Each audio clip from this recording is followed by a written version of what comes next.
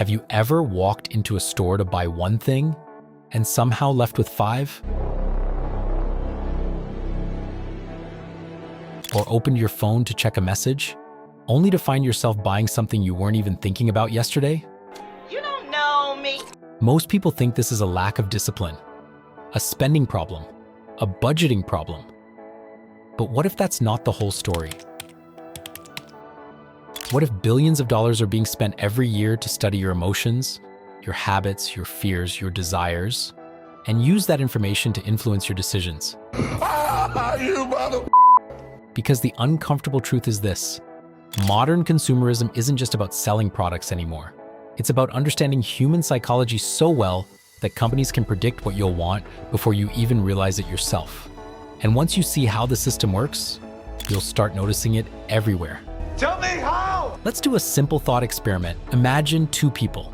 One lives in 1955, the other lives today. Who do you think sees more advertisements? Twice as many? 5 times as many? Not even close. Experts estimate that the average person today is exposed to thousands of advertising messages every single day. Damn. Thousands. Billboards, social media, YouTube, podcasts, television, streaming services, emails, apps, notifications, websites, even the clothes people wear often become advertisements. Think about that for a second. Thousands of messages every day competing for your attention. The average person in the 1950s never faced anything remotely close to that. And that's important because attention is no longer just attention. Attention is money. Whoever controls your attention has a much better chance of controlling your spending. Now here's where things get a little unsettling. Companies no longer have to guess what people want. They collect data, every search, every click, every video you watch, every product you look at, every page you visit, every second you spend staring at something. You might think you're using technology, but technology is also learning about you. Learning what makes you curious, learning what makes you angry, learning what makes you afraid, learning what excites you, learning what makes you vulnerable. And once those patterns are understood, selling becomes much easier, because the best marketers don't sell products, they sell emotions. Think about luxury cars. Most people don't buy them because they simply need transportation. They buy what the car represents: I'm really rich. success, status, achievement, respect. Respect is nice. The product itself becomes secondary. The emotion is what gets sold. The same thing happens with watches, clothing, phones, shoes, houses, even food. The marketing rarely focuses on practical usefulness. Instead, it tells a story. Buy this and you'll feel successful. Buy this and you'll be admired. Buy this and you'll feel attractive. Buy this and you'll feel important. Bullshit? Humans like to believe they're logical, but countless studies have shown that emotions drive many decisions first. Logic often arrives afterward to justify the purchase. But consumerism has evolved beyond advertisements. Today, some of the most powerful marketing doesn't come from companies. It comes from other people. Think about it.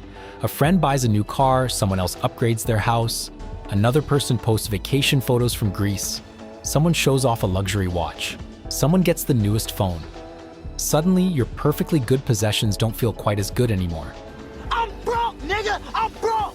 Nothing changed about them, but now they feel inadequate. Why? Because comparison is one of the strongest forces in human psychology.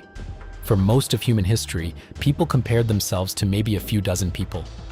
Their family, their neighbors, their village. Today, you're comparing yourself to thousands of people every single day.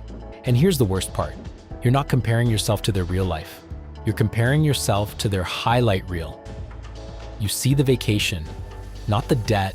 You see the new car, not the monthly payment. You see the luxury lifestyle, not the financial stress. The deception, the betrayal, man, you deceived me. And yet our brains respond as if it's reality. If you've ever watched Caleb Hammer's show, you've probably seen people whose financial situations seem unbelievable. People making decent money, yet somehow living paycheck to paycheck. Thousands spent on food delivery, hundreds spent on subscriptions, massive credit card debt, financing things they can't afford, luxury purchases while struggling to pay rent. And it's easy to sit there and think, how could anyone be this irresponsible? But maybe that's the wrong question. The better question is, why are so many people making the same mistakes? Because if it were only a handful of people, we could blame individual responsibility. But when millions of people are falling into the same trap, something larger is happening.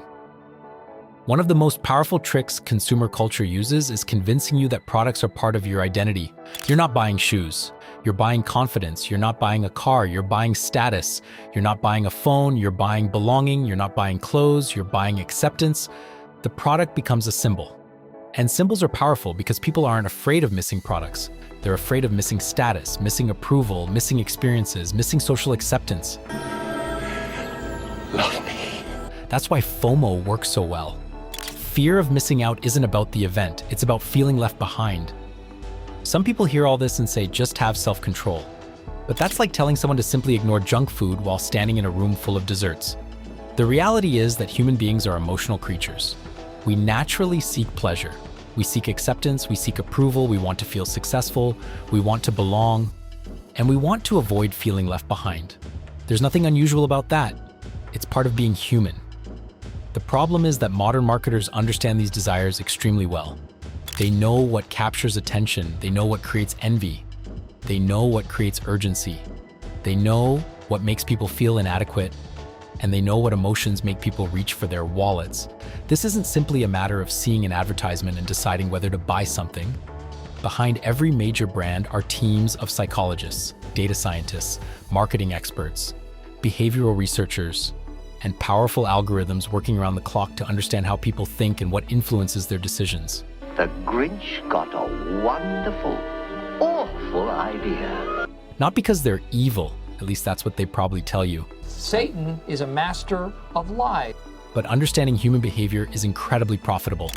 The better they understand people, the more effectively they can persuade them to spend. And that's why resisting consumer culture is often harder than people realize. You're not just fighting an impulse, you're fighting an entire industry built around capturing your attention, influencing your emotions, and encouraging you to buy more.